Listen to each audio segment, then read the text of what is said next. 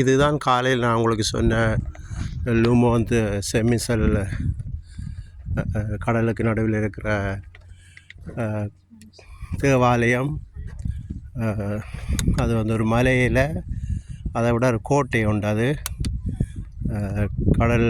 கடல் இருக்குது, சுற்றி வர நடுவில் தான் அது இருக்குது. அதை விட காலையில் வந்து தண்ணி இருக்காது அந்த இடத்த சுற்றி வர.